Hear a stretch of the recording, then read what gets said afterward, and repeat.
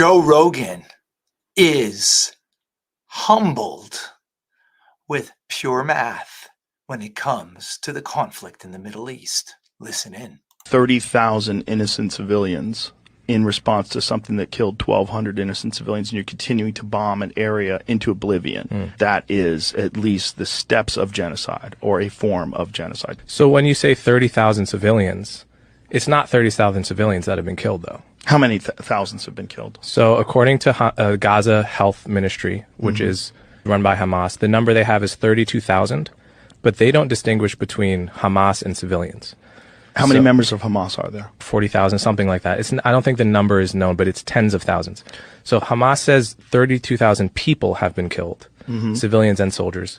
Israel says 13,000 soldiers have been killed by Israel. So let's not doubt either number. They could both be inflated. But if both of those numbers are accurate, which they may or may not be, that would be 13,000 soldiers killed, 19,000 civilians killed, which for urban combat in the Middle East is a very normal ratio. It's very distinct from genocide, because genocide is when you're trying to maximize civilian casualties. I think Israel, however imperfectly, is doing the opposite. They're trying to minimize civilian casualties. That's interesting. This is the way I would put it, succinctly. If you ask the question, what is unique about this war? What is different about this war than all other wars? It's not the civilian death toll. The ratio of combatants to civilians is, I think it's better than the American armies was when we got ISIS out of Mosul. That was like 10,000 civilians dead to kill 4,000 ISIS.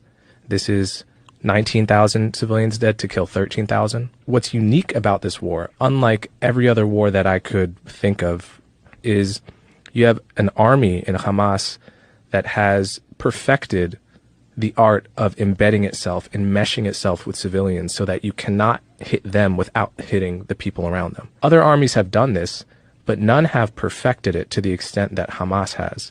And yes, I agree with all of the absolute tragedy and suffering of the Palestinian people, but what creates that is the way Hamas fights. And either we can say one of two things. We can either say Israel doesn't have a clean shot and they have to let Hamas get away with it because it's too much to bear. But then we are essentially creating a situation where terrorists have found the perfect solution, which is that you can cross the border, go house to house slaughtering your enemies, and then hide behind your own people and they can do nothing about it. It's a perfect strategy. Can we live in a world where we allow that to be an acceptable strategy? I don't think so. And it's very ugly to watch. It's heartbreaking, and I completely understand why people don't think the way I think when they see the videos. I completely get it. But I don't think we can actually live in a world where that's allowed to be a strategy. I appreciate your perspective. I see what you're saying. You clearly know more about it than I do. At least he's humbled, and I hope accepts the truth.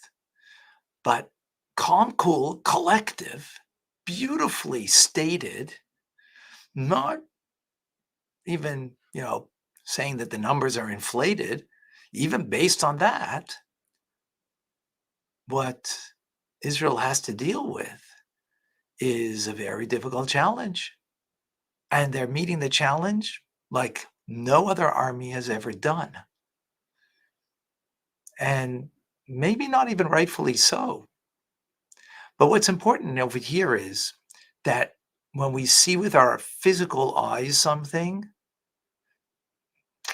step back and don't necessarily see that as the truth, especially if it's in the media, because, you can cut and paste and make things look in a certain way when they're not really that way. But we need to use our mind's eye and to sit back and to reflect and try to appreciate the deeper truth that's going on over here. Can we allow a evil entity to wrap itself around, to hide itself behind men, women, and children that are not part of their army? Maybe they have no choice. Maybe they do have a choice. That's another discussion. But just throw up our hands and say, okay, you win. We can't live in such a world like that.